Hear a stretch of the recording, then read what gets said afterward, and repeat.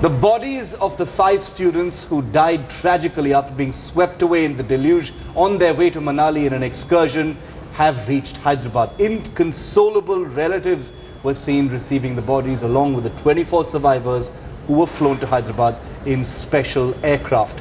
Relatives of students were there at the airport. Well, a separate special flight carrying 24 students who survived the river tragedy in Himachal Pradesh also reached Hyderabad yesterday night. The parents of the survivors heaved a sigh of relief after finding their loved ones safe and sound. The survivors horror and blamed the authorities for initiating the rescue operation very late. Some even claimed that no sirens were sounded off to alert the students. I'm sure it's a very sad day for you, but if you can speak and tell us what it is. No, I can't, please. I'm not even... I'm sorry. I tried to warn my friends instantly, but my voice got stuck, so I had to run to them. By the time I ran to them and tried to pull a few people out of the valley, the water level rose rapidly. I myself slipped, but I could come out somehow. And we did not hear any kind of warning or siren before the gates were being open.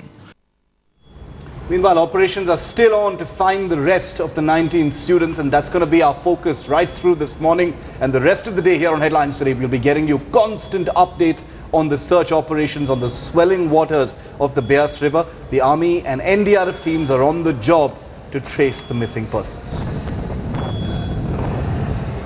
Let's go straight across to Headlines Today's Pratibha Raman joining us live from Hyderabad. She's been in touch with the relatives of the students who are still missing as well as those who survived. Really heart-rending scenes, Pratibha, yesterday at the Hyderabad airport. Grief mixed with relief by the families who are welcoming those who survived this utter tragedy. True, it's one of those most difficult times for these students, and as they landed, all of them with tear-laden eyes, absolutely distraught, stressed, emotional trauma that was clouding them all the while.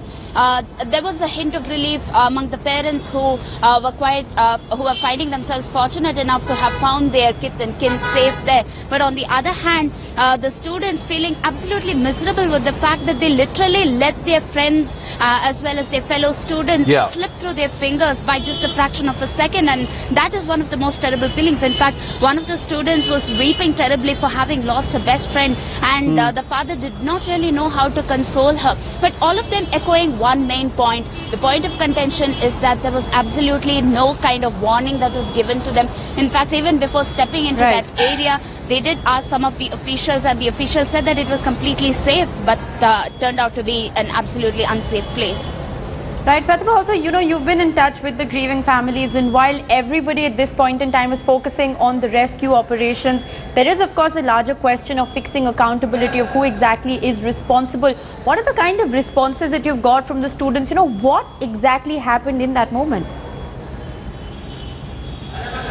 Well, just as I pointed out, before stepping into that area, they did ask a couple of officials whether it was safe, and they just wanted to have fun, pose for a couple of pictures and just play with the water there. And as they stepped inside, suddenly, without any kind of warning, they saw the water level rising. In fact, there were some of them on the other side where there are a couple of smaller stones and some bigger stones. Those who stepped onto the bigger stone were really safe, because as the water level was rising beyond a point, those on the smaller stones were literally washed off, and these people did not know where to go. And even though you knew swimming, you cannot really escape that kind of the rush that the water really comes into, and all of them were really bothered about keeping themselves safe, and those who tried to help the others were also pushed into the water. So that is how I think it was like a chain reaction that happened. But all of them feeling absolutely miserable with the fact that perhaps they had not gone into that area. Perhaps they had actually listened to, some of the some of the older faculty members telling them, let's just head to Manali straight. Perhaps they just did not really stop there for a moment. All this could have been avoided. So that kind of regret is always there, playing in their minds all through. Right, Pratibha, thank you so much for joining us with that update. Destiny and fate is, of course, something that is very, very difficult for anybody to fight. And while the distraught families are still grappling with the loss, Shiv, ugly politics is being played. A blame game, a shameful blame game is in fact underway between the Himachal Pradesh authorities and the authorities in You'd Telangana. think that, with a tragedy of this kind, which is, so utterly miserable, could have been avoidable, politicians would at least hold off for a little while until they start, the ugly war of words that we're so used to. Well, no surprises how it's turning out. Take a look.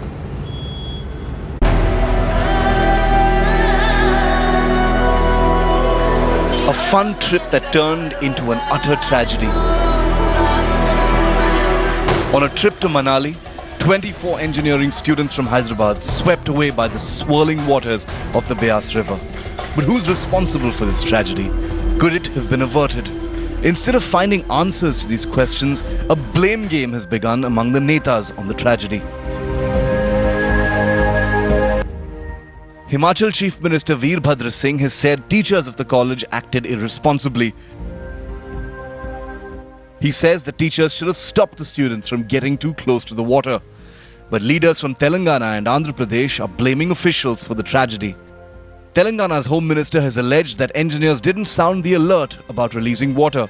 He claims that no siren was sounded. What we were told there was a siren. There was a siren given.